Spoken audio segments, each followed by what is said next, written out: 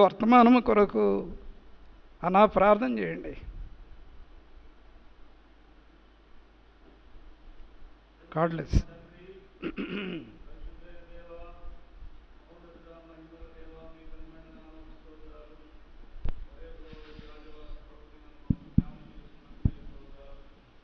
వరకు పాటల ద్వారా మిమ్మల్ని మహింపరిచి ఆరాధించుకొని ఆడి కనపరిచాం. అదే మాదిరిగా దావీదు రాసిన కీర్తన గ్రంథంలో 107వ కీర్తన 1వ వచనం దగ్గర నుంచి 15వ వచనం వరకు మార్చి చదువుకున్నాం. ప్రభు ఈ కనికరం చూపండి, ఆ లేఖన భాగాల్ని విరిచి వడ్డించండి, ఈ దాసుని మరుగుపరచండి, 2 పళాత్మతో నింపండి. ఇర్మియా 1:9, నిర్గమాకాండము 4:12 జ్ఞాపకం చేసుకుంటున్నాం.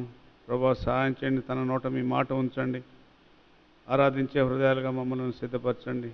దేవా, కృపగల దేవుడు, విమోచించిన దేవుడు అని ఆ గ్రంథంలో రాయబడుతూ వచ్చింది.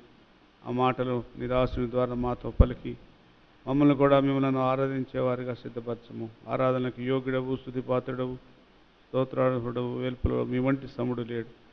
అట్టి గొప్ప దేవుని ఆరాధించడానికై మమ్మల్ని సిద్ధపరచమని దాసుని ప్రత్యేక జ్ఞాపకం చేసుకుని మీ శిలువ చాట మరుగుపరచమని సమస్త ఘనతా మహిమ స్తుతి ప్రభావాలు మీకు ఆరోపించుకుంటూ యేసుక్రీస్తు వారి ఉన్నతమైన నామములో స్తుతించి ప్రార్థించి వేడుతున్నాము తండ్రి, ఆమేన్.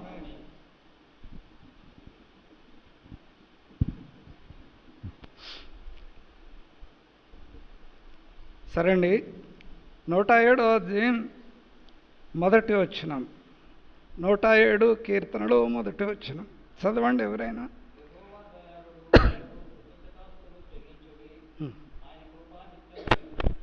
ఇక్కడ పంచమ స్కందం, ఇది 6వ భాగం కీర్తనలు. సరే 5వ భాగం, 5వ భాగం. సరే 107వ అధ్యాయం 1వ వచనంలో యెహోవా దయాళుడు, ఆయన కృతజ్ఞతాస్తుతులు చెల్లించుడి, ఆయన కృపా నిత్యముండును అనేది ఇక్కడ చూస్తాం. దేవుని గుణలక్షణాలు ఇక్కడ చెప్తాడనమాట కీర్తనకారుడు. దేవుడెవరో, దేవుని గుణలక్షణాలు ఏంటి అనేది చెప్తాడనమాట. 5 అనే పదం దేవుని కృప, 4 అనే పదం 4 సువార్తలు, 5 అనే పదం దేవుని కృప. కృప ద్వారా సువార్త వినిపించి అనేకులకు రక్షణ కలగడానికి ప్రభు సాయం చేసి ఆయన కృపను వెల్లడి చేశాడు. అదే దేవుని కృప. కృప అంటే అర్థం ఏంటి? ఎఫెసీయులకు రాసిన పత్రిక 2వ అధ్యాయం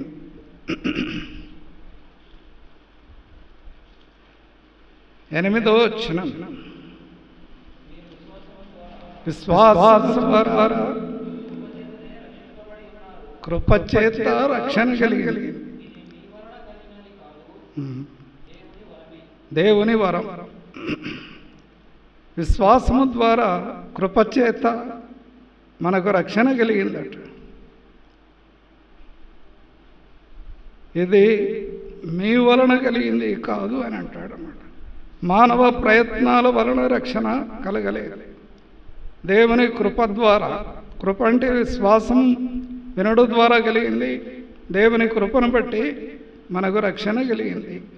107 కీర్తనలు. దయాళుడు అనేది ఒక పదం, ఆయన గుణలక్షణం.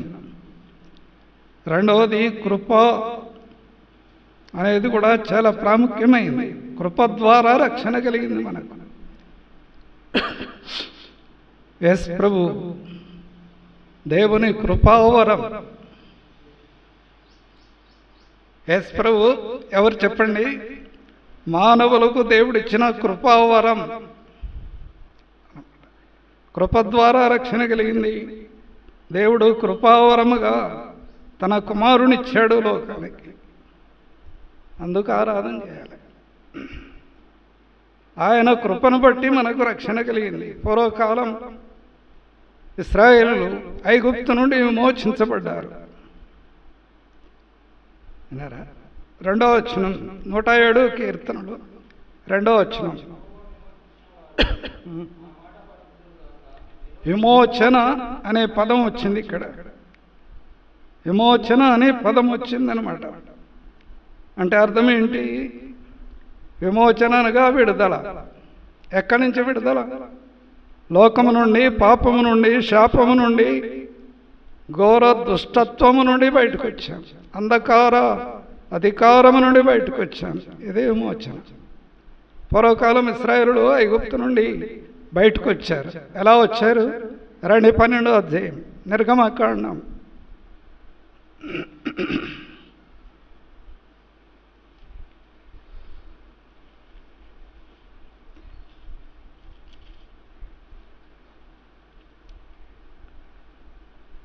మొదట వచ్చిన వాళ్ళు ఐగుప్తు దేశంలో ఇద్దరు ఉన్నారు. మోషే ఆరోనులు ఐగుప్తులో ఉండగా, ఐగుప్తు దేశంలో ఉన్నారట ఇద్దరు కూడా. మోషే ఆరోనులు ఇద్దరు కూడా అన్నదమ్ములు. మోషే చిన్నవాడు, ఆరోను పెద్దవాడు. మోషే నాయకుడు, ఆరోను ప్రవక్త. ఇద్దరు కూడా యాజకుడు ప్లస్ ప్రవక్త. తలంపు ఏంటంటే వాళ్ళు ఐగుప్తుకు వెళ్ళారు. దేవుని చిత్తానుసారంగా ప్రజలను ఐగుప్తులో నుండి బయటికి తేవాలి. వారు ఆ దేశాన్ని చేరి అక్కడ ఉన్నారు. అప్పుడు ప్రభు ఇచ్చిన ఆజ్ఞ రెండో వచనం.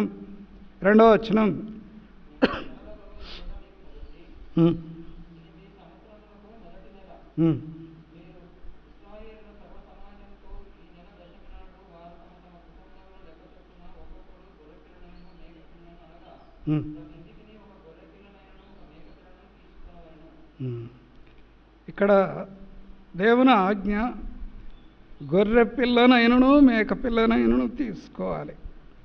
6వ వచనం. అది ఎలా ఉండాలి? 6వ వచనం. సరే, నిర్దోషమైన గొర్రెపిల్ల కావాలట. తలంపు ఏంటంటే ఐగుప్తు నుండి ఇశ్రాయేలుడు బయటికి రావాలి, బంధకాల నుంచి బయటికి రావాలి, బానిసత్వం నుండి బయటికి రావాలి, బాధల్లో నుండి బయటికి రావాలి, ఇబ్బందుల్లో నుండి బయటికి రావాలి, ఇనప కొలిమిలో నుండి బయటికి రావాలి. ఇవన్నీ కూడా దేవుని వాక్యాలు. వారు అలాంటి బంధకాలలో ఉన్నారు, బాధల్లో ఉన్నారు, శ్రమల్లో ఉన్నారు, భయంకరమైన కాడి కింద ఉన్నారు వాళ్ళు. అర్థమైందా? 2:26 లేవియా కాండం.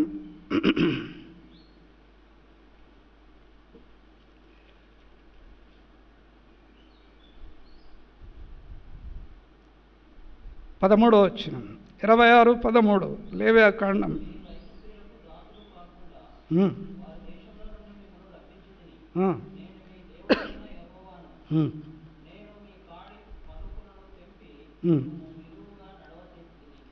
ఒకప్పుడు ఐగుప్తీయులకు దాసులు. కాడికి పలుపులు కట్టి అటు ఇటు తొలగిపోకుండా ఒక పశువును ఏ రీతిగా బంధించి బానిసగా వాడుకుంటారో వ్యక్తి, రైతు, ఆ రీతిగా ఐగుప్తులో ఉన్న ఫరో, ఐగుప్తు రాజు ఇశ్రాయేలుల మెడల మీద కాడి పెట్టాడు. అర్థమైందా? మెడల మీద కాడి పెట్టినట్టు పెట్టాడు భారం. అలాంటి కాడి నుండి పలుపులు దెంపి నిలువుగా నడవ చేయడానికి, విడుదల విమోచన కలిగించడానికి మోషేను పంపాడు.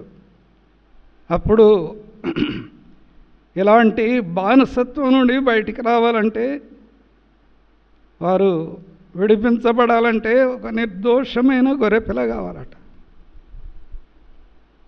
ఎలాంటి గొర్రెపిల్ల కావాలి? 6వ వచనం. నిర్దోషమైన ఏడాది మగ గొర్రెపిల్లను తెమ్మన్నాడు. మగ పిల్లను తీసుకుని రమ్మన్నాడు. నిర్గమకాండం 12:6 నిర్దోషమైన గొర్రెపిల్ల కావాలి. అలాంటి గొర్రెపిల్ల వధించబడి దాని రక్తం పల్లెములో పోసి ఒక ఇస్సోపు కొంచెం తీసుకొని ద్వారబంధాలు పోయాలి. ఇశ్రాయేలులు ఇంటిలో ఉండాలి, బయటికి రావద్దు. దేవుడు ఆజ్ఞాపించాడు ఐగుప్తులో. గొర్రెపిల్ల రక్తం ద్వారబంధాల మీద పూసి ఇంటిలో కాపాడబడి వాళ్ళు భద్రంగా ఉండాలి. బయటకు వస్తే సంహారకుడు వస్తాడు. కాబట్టి నిర్దోషమైన గొర్రెపిల్ల ద్వారా వారు కాపాడబడి విడిపించబడ్డారు. ఇది విమోచన.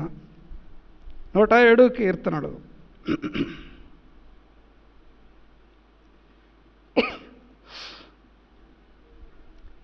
మొదటొచ్చినాం. అందుకు దయాళుడని పదం వచ్చిందనమాట. దేవుడు దయాళుడు అనే పదం ఎందుకు వచ్చిందంటే, ఒకప్పుడు బానిసలయ్యారు, కాడితో కట్టబడ్డారు, ఇనప కొలిమిలో ఉన్నారు, శత్రువు చేతిలో ఉన్నారు, రకరకాల ఇబ్బందుల్లో ఉన్నారు వాళ్ళు. అలాంటి భయంకరమైన బానిసత్వం నుండి పలుపులను తెంపి నిలువుగా నడవజేసి విడుదల విమోచన కలిగించిన దేవుని స్తుతించాలి. అది కేవలం కృపను బట్టి, నీతి కార్యాలు కాదు, కృపను బట్టి కలిగిన కార్యం ఇది. 2వ వచనం చివరి భాగం.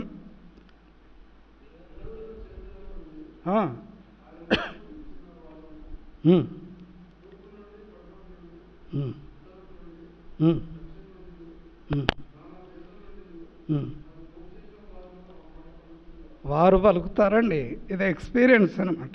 ఎవరైతే రక్షణ పొందారో, ఎవరైతే విడుదల పొందారో, బయటకు వచ్చారో వాళ్ళు ఏ మాట పలకాలి. కాబట్టి కీర్తనల గ్రంథం ఈ రీతిగా రాశాడు. చరిత్ర ఇలా ఉంది.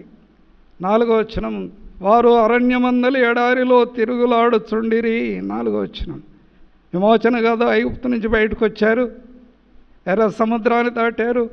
అరణ్య మార్గం ఇప్పుడు యాత్రా జీవితం. అరణ్య మార్గం 4వ వచనం చదవండి ఆ మాట.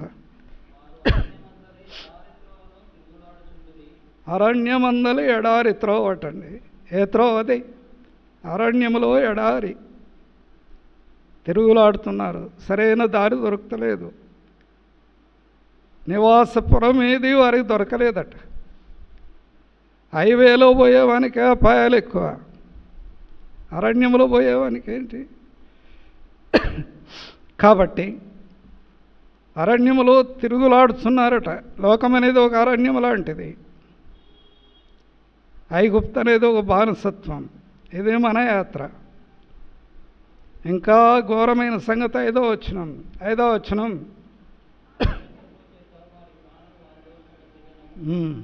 ఆకలి దప్పులటండి. ఆకలి అయింది, రెండోసారి దాహమైంది, ఆహారం లేదు. అరణ్యంలో ఆహారం ఎవరు పెడతారు? వ్యవసాయం ఎక్కడ? ధాన్యం ఎక్కడ? వండేది ఎక్కడ? నీళ్ళు కూడా లేవు, ఆహారం లేదు, నీళ్ళు లేవు. 6వ వచనం.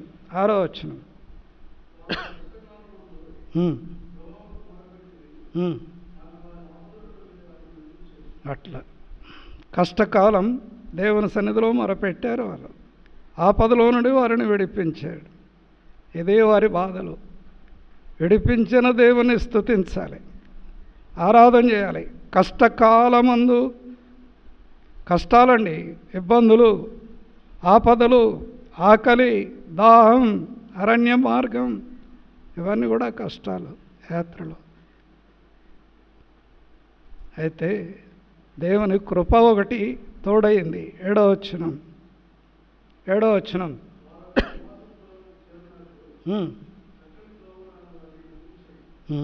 చాలు. ఒక నివాసపురము చేరునట్లు చక్కని త్రోవ ఆయన వారిని నడిపించాడు. అదే చక్కని త్రోవ, సరైన త్రోవ, సరైన మార్గం. ఒకటి సత్య మార్గం, జీవ మార్గం, పరిశుద్ధ మార్గం. అపవిత్రులు పోకూడని మార్గం ఇది. అర్థమైందా? రెండవసారి యెషయా గ్రంథం.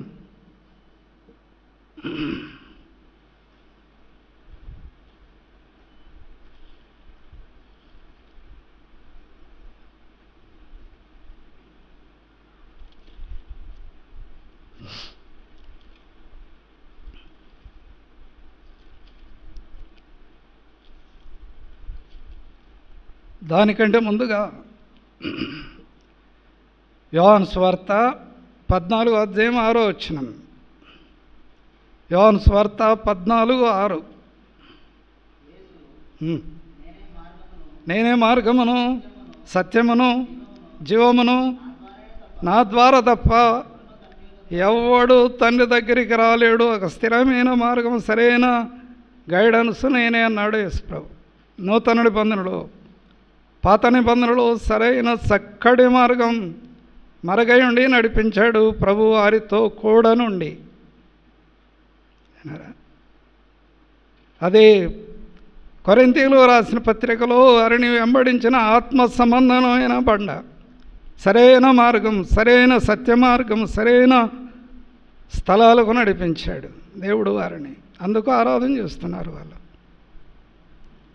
అనుభవంతో కూడిన ఆరాధన చేస్తున్నారు వాళ్ళు. యోహాను సువార్త 14:6.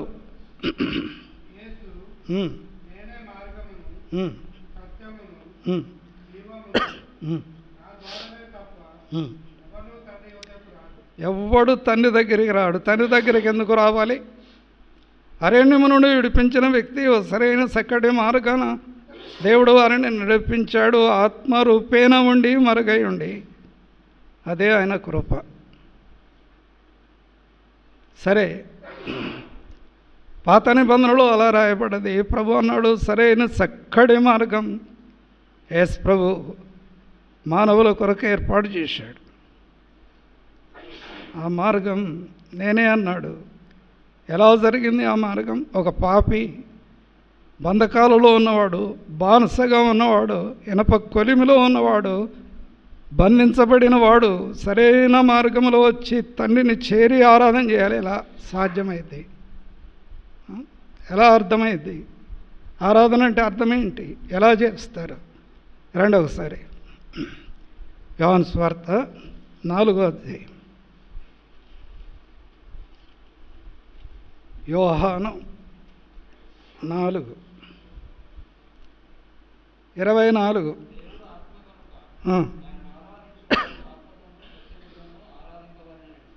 దేవుడు ఎవరట? ఆత్మ. దేవుని ఆరాధించేవారు ఎలా చేయాలి? ఆరాధన ఆత్మ ద్వారా చేయాలట. దేవుడు ఆత్మ గనక ఆరాధన చేసేవారు ఆత్మ ద్వారా ఆరాధన చేయాలి. ఆత్మీయమైన ఆరాధన చేయాలి. అంటే అర్థం ఏంటి? దేవుడు ఆత్మ, మనం ఆరాధన చేయాలి. ఆత్మీయమైన ఆరాధన చేయాలి. ఆత్మలో రకరకాల కేటగిరీస్ ఉన్నాయి. అర్థమైందా? దురాత్మ ఉంది, బ్రహ్మపరిచే ఆత్మ, క్రీస్తు విరోధి ఆత్మ. ఎలా చెప్పాలి? ఏ ఆత్మ ద్వారా వ్యక్తి ఆరాధన చేయగలడు? రండి ఏప్రిల్కు రాసిన పత్రిక.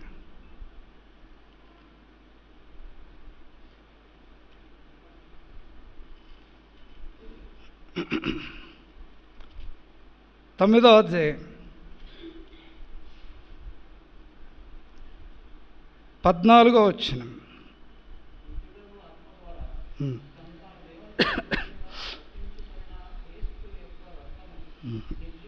14వ వచనం. అక్కడ పదము రాసి పెట్టాడు ప్రభు. నిత్యుడగు ఆత్మ ద్వారా అని అంటాడు అనమాట. ఏ ఆత్మ? నిత్యుడగు ఆత్మ ద్వారా. ఎవరా నిత్యుడు? ఎలా చేయాలి ఆరాధన? నిత్యుడగు ఆత్మ ద్వారా తను తాను దేవునికి నిర్దోషిగా అర్పించుకున్న క్రీస్తు రక్తమండి. అర్థమైందా? క్రీస్తు రక్తం నిర్జీవ క్రియలను విడిచి జీవము గల దేవుని సేవించటానికి కాన్సెన్స్, మనస్సాక్షి,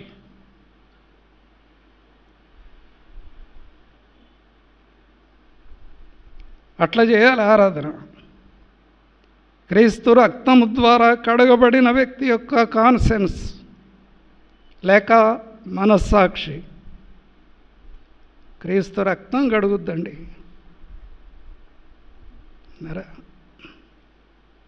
తలంపు ఏంటంటే ఆత్మ ద్వారా ఆరాధన చేయాలి. ఏ ఆత్మ? యోహాను సువార్త.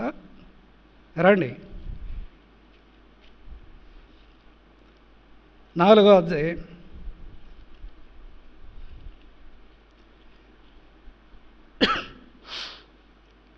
23వ వచనం. రియల్ వర్షిప్ అట, యథార్థమైన ఆరాధన చేయాలి. పూర్వకాలం ఆరాధనలు ఉన్నాయి రకరకాలుగా, అది వేరే విషయం. క్రీస్తు ఆత్మ ద్వారా, క్రీస్తు రక్తము ద్వారా కడగబడిన ప్రతి ఒక్క వ్యక్తి మనస్సాక్షి లేక కాన్సెన్స్ కడగబడి పవిత్రపరచబడి క్రీస్తు రక్తము ద్వారా శుద్ధీకరించబడిన ఆత్మ ఆరాధన సరైంది. అప్పటి వరకు అలవాటు ఆచారపు ఆరాధన అయింది. అర్థమైందా? సరైన ఆరాధన క్రీస్తు రక్తం నిర్జీవ క్రియలను విడిచి జీవము గల దేవుని సేవించడానికి మనస్సాక్షిని లేక కాన్సెన్స్ అంతరంగ పురుషుణ్ణి రక్తం కడుగుతుంది. అప్పుడు రియల్ వర్షిప్ వస్తుంది. అందుకే సమరయ స్త్రీకి యేసు ప్రభువే చెప్పాడు. ఒకసారి 21 అదే యోహాను సువార్త 4:21. గమనించండి, అమ్మ ఒక కాలం వస్తున్నది అని కామా పెట్టాడు ఇక్కడ. ఆ కాలమే ఈ కాలం. అర్థమైందా? అమ్మ ఒక కాలం వస్తున్నది, ఆ కాలమందు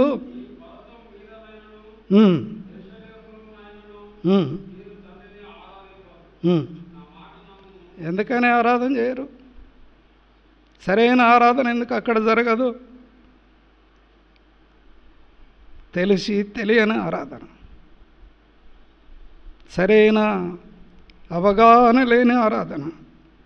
సరైన ఆరాధన చేయడానికి ఒక కాలం వస్తుంది. ఆ ప్రభు వచ్చాడు ఈ లోకానికి, విన్నారా? సరైన ఆరాధన ఏంటో తెలియజేశాడు. అమ్మ అంతరంగంలో జరగాలి కార్యం. ఎక్కడో ఉండి పర్వతాల మీద ఆరాధన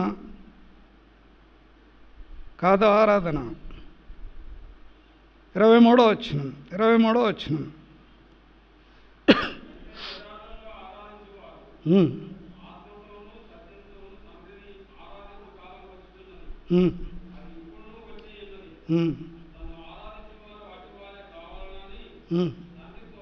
సరైన ఆరాధన అలా ఉండాలట.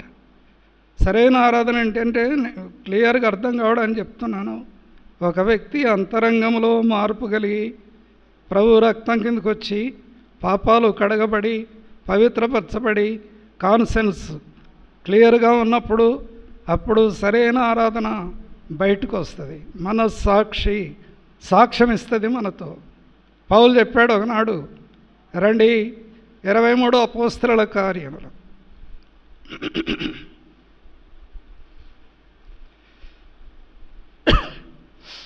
అపోస్తలులు 23 అండి. మొదట వచ్చిన పౌలు ఎవరిని చూశాడు? మహాసభట. సామాన్య విషయం కాదు. పౌలు మహాసభను తేరు చూశాడట. సహోదరులారా, నేటి వరకు మంచి మనస్సాక్షి కలిగి కల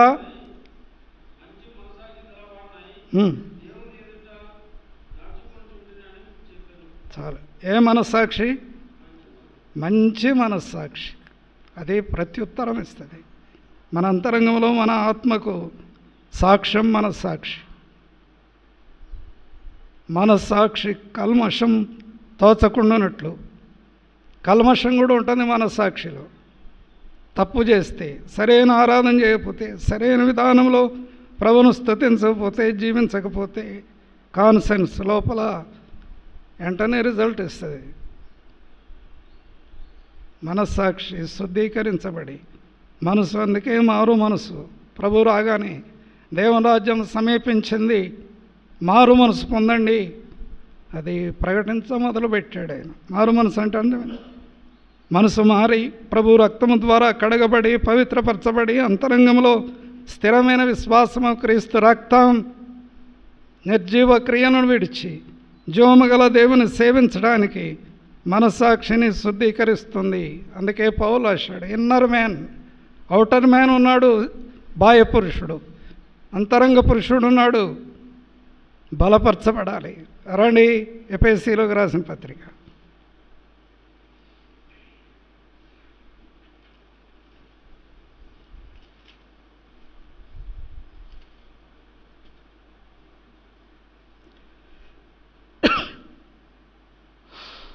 ఎఫెసీయులకు రాసిన పత్రిక 3వ అధ్యాయం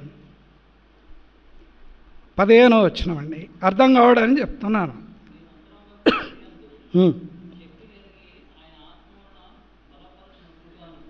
చాలు. అంతరంగంలో ఎవరున్నారు చెప్పండి ఒకసారి.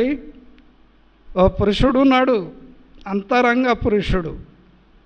ఒక ఆయన రాశాడు, రైటర్ ఏం రాశాడు? అరే నువ్వు పొట్టివాడు కానీ నీలో ఒకడు ఇంకోడు గొప్పవాడు ఉన్నాడు గ్రహించమని రాశాడు, చెప్పాడు. నువ్వు బాహ్యంగా పొట్టివాని కావచ్చు, నీలో ఒక వ్యక్తి బలమైన వాడున్నాడు, మేలుకొలుపు. అది ఇన్నర్ మ్యాన్, అంతరంగ పురుషుడు. ఆ పురుషుడు శక్తి కలిగి ఆత్మ ద్వారా బలపరచబడి అన్నారా క్రీస్తు మీ హృదయములలో విశ్వాసము ద్వారా నివసించున్నట్లుగా. అదే సరైన ఆరాధన. రెండవసారి యోహాను సువార్త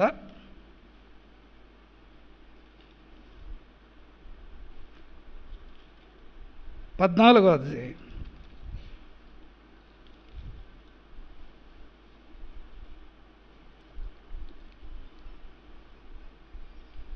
25, 26 వచనాలు.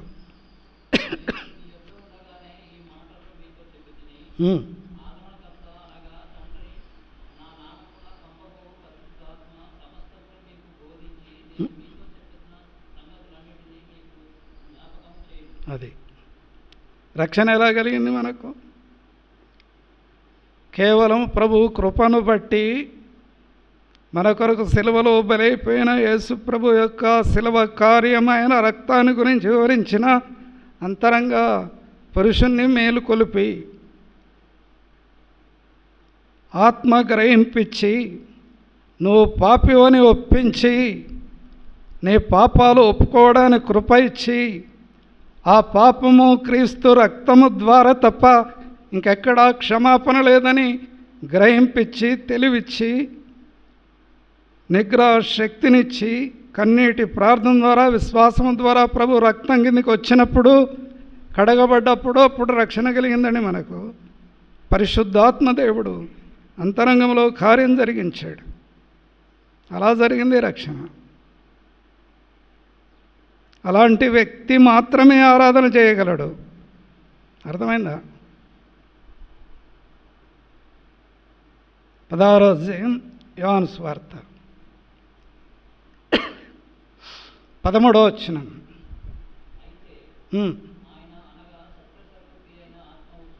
అదే అన్నమాట. ప్రభు చెప్పాడు, సత్యస్వరూపి అయిన ఆత్మ వచ్చినప్పుడు భూమి మీద ఉన్నప్పుడే చెప్పాడు మన ప్రభు. సిలువలో బలైపోయాడు, రక్తానికి కార్చాడు, సమాధి చేయబడి తిరిగి లేచి పరలోకానికి వెళ్ళి పరిశుద్ధాత్మను కుమ్మరించాడు. ఆదరణకర్తను పంపుతానన్నాడు. ఆత్మీయమైన ఆరాధన అప్పుడు జరుగుద్దన్నాడు. కాబట్టి సత్యస్వరూపి అయిన ఆత్మ, క్రీస్తు ఆత్మ అన్నారా, దేవుని ఆత్మ. 13వ వచనం, అనగా సత్యస్వరూపి అయిన ఆత్మ వచ్చినప్పుడు మిమ్మను సర్వసత్యములోనికి నడిపించును. ఆయన తనంతట తాము ఏమీ బోధించక వేటిని వినును, వేటిని బోధించి సంభవించబో సంగతులు మీకు తెలియజేస్తాడు.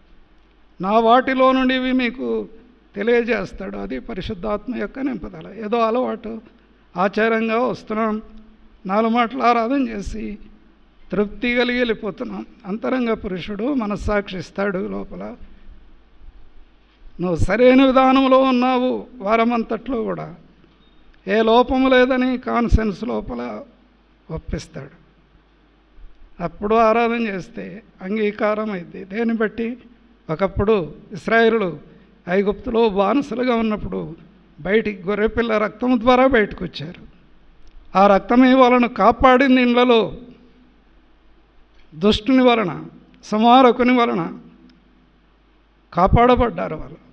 సంహారకుడు ఆ ఇల్లు దాటిపోయాడు. అదే రీతిగా క్రీస్తు రక్తం మన హృదయ అనేటి ద్వారబంధాల మీద గుర్తుంది. క్రీస్తు పిల్లలం మనం. క్రీస్తు రక్తం ద్వారా కడగబడ్డాం. గొర్రె పిల్ల రక్తం.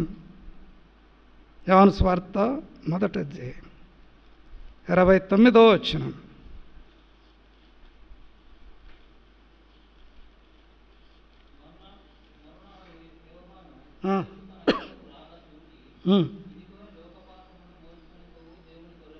మన పాపాలను తన మీద మోసుకున్నాడు. మన పాపాలన్నీ ఆయన మీద మోపబడ్డాయి. మోసాడు ఆయన. సిలువలో భరించాడు, బాధలు భరించాడు. మన చేతులకు బదులుగా ఆయన చేతుల్లో మేకులు, కాళ్ళకు బదులుగా కాళ్ళలో మేకులు, తలకు బదులుగా తలలో ముళ్ళ కిరీటం. హృదయం మోసకరమైంది, ఘోరమైన వ్యాధి గలది. హృదయంలో బల్లెం పోటు. మన పాపాలు మోసినవాడు. సిలువలో బలైపోయాడు, రక్తాన్ని గార్చాడు. మరలా సువార్త చెప్పడం కాదు, కాన్సెన్స్ ఎలా ఉంది పరీక్ష చేసుకోవడానికి ఆరాధనకు ముందుగా హెచ్చరికలు ఇవి. ఏదో సువార్త తెలిసింది వల్లించడం కాదు, కాన్సెన్స్, మనస్సాక్షి నిర్మలమైనదిగా ఉంచుకొని ప్రభువుకి ఎక్కడ ఆయాసం కలిగించామో వాటన్నిటి విషయాల్లో ప్రభు పాదాల దగ్గరకు వచ్చి, ప్రభు రక్తం కిందకు వచ్చి కడగబడి నిర్దోష హృదయంలో నుండి వచ్చే అర్పణ అంగీకరిస్తాడు ఆయన. రెండవసారి పేతురు రాస్తాడు,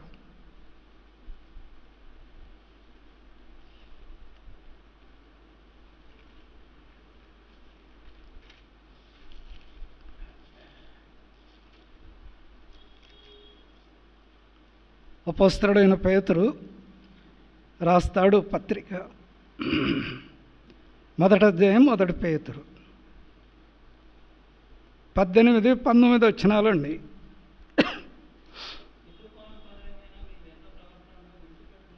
ఎవరికి ఈ మాట చెప్పేది? పేతురు గారు ఎవరికి చెప్తున్నాడు ఈ యొక్క పదం? పితృపారంపర్యమైన మీ వ్యర్థ ప్రవర్తనను విడిచిపెట్టునట్లుగా అని ఎవరికి చెప్పాడు మరి? కాబట్టి వ్యర్థ ప్రవర్తనను, ఒకప్పుడు మీరు పితృపారంపర్యమైన ఆచారాలు అనుసరించే ఆ ప్రవర్తనలన్నీ విడిచిపెట్టునట్లుగా, వెండి బంగారముల వంటి క్షయ వస్తువుల చేత మీరు విమోచించబడలేదు కానీ అమూల్యము అలాంటి రక్తమైన నిర్దోషము నిష్కలంకముకు గొర్రెపిల్ల వంటి క్రీస్తు రక్తము చేత విమోచించబడ్డారు మీరు. అందుకు ఆరాధన చేయాలి. ప్రభువా, నా కొరకు సిలువలో బలైపోయావు, రక్తాన్ని కార్చావు, ఆ రక్తం ద్వారా నాకు క్షమాపణ కలిగింది. నా మనస్సాక్షిని కడిగి పవిత్రపరిచి నిర్దోషమైనదిగా ఆ మనస్సాక్షి కలిగి ఉండి దాన్ని కాపాడుకొని యాత్రలో మీ సన్నిధిలో నడవడానికి కృప ఇస్తున్నావు. అందును బట్టి వందనాలు. నిర్మలమైన మనస్సాక్షి. ఆ సముద్రం లాంటిది ఈ లోకం. అలలు రేకెత్తిస్తాయి. మన తలంపులు, ఆలోచనలు కూడా ఆ యొక్క అలలు లాంటివే, అప్ డౌన్ అవుతాయి. అర్థమైందా? పేతురు రాస్తాడు, నిర్మలమైన మనస్సాక్షి. విన్నారా? ఏ మనస్సాక్షి? నిర్మలమైన మనస్సాక్షి గల వారమై ప్రభువును ఆరాధన చేయాలట. ప్రభువా, ఎక్కడ యాసం కలిగించాం, బాధ కలిగించాం, నా మనస్సాక్షి ఎలా ఉంది, ఎక్కడైనా ఇబ్బంది కలిగించానా, మాటల్లో, తలంపుల్లో, క్రియల్లో, ఊహా ఉద్దేశాలలో. చూస్తే పాపం అన్నాడండి ప్రభు. చేస్తే కాదు, చూస్తేనే పాపం అన్నాడు ప్రభు. లోకానికి వచ్చి ధర్మశాస్త్రం 1 మైలు పోతే యేసు ప్రభు పరిశుద్ధాత్మ ద్వారా 2వ మైలు వెళ్ళమన్నాడు. వ్యభిచారం చేస్తే పాపం, కానీ చూస్తేనే పాపం అన్నాడు పరిశుద్ధాత్మ దేవుడు. అదే కాన్సెన్స్, అదే హెచ్చరికలు. గమనాగమనంలో ఎక్కడైనా యాసం కలిగిస్తే ఆత్మకు భంగం కలుగుద్దని ప్రభు సెలవిచ్చాడు.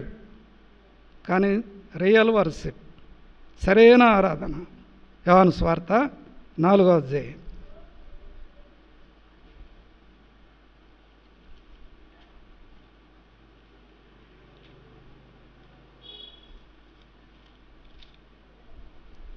యోహాను 4వ అధ్యాయం అండి 23వ వచనం. యథార్థమైన ఆరాధన అంటే రియల్ వర్షిప్ అన్నాడు. సరైన ఆరాధన, ఆత్మతో సత్యముతో తండ్రిని ఆరాధించు కాలం వస్తున్నది, అది ఇప్పుడును వచ్చే ఉన్నది. తన్ను ఆరాధించువారు అట్టివారే కావాలని నీ తండ్రి కోరుచున్నాడు. తండ్రి కోరిక, తండ్రి చిత్తాన్ని నెరవేర్చాలి. ప్రభువా, ఒకప్పుడు ఐగుప్తులో ఇశ్రాయేలు బానిసలుగా ఉన్నారు. బానిసత్వం నుంచి బయటికి తెచ్చావు, అది విమోచన.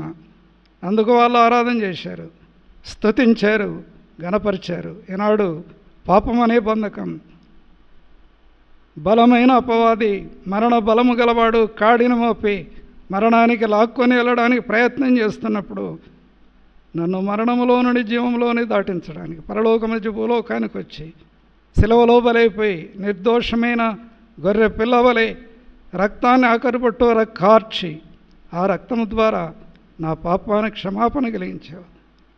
సజీవ లెక్కల్లో ఉంచావు.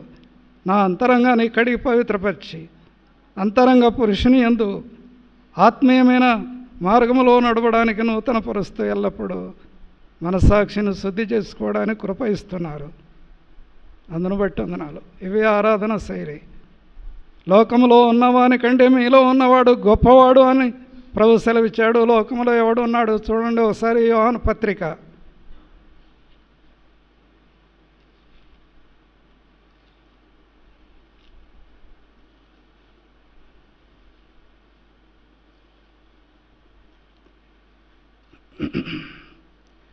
2వ అధ్యాయం, 1 యోహాను 2వ అధ్యాయం 16వ వచనం, 15వ వచనం చూడండి.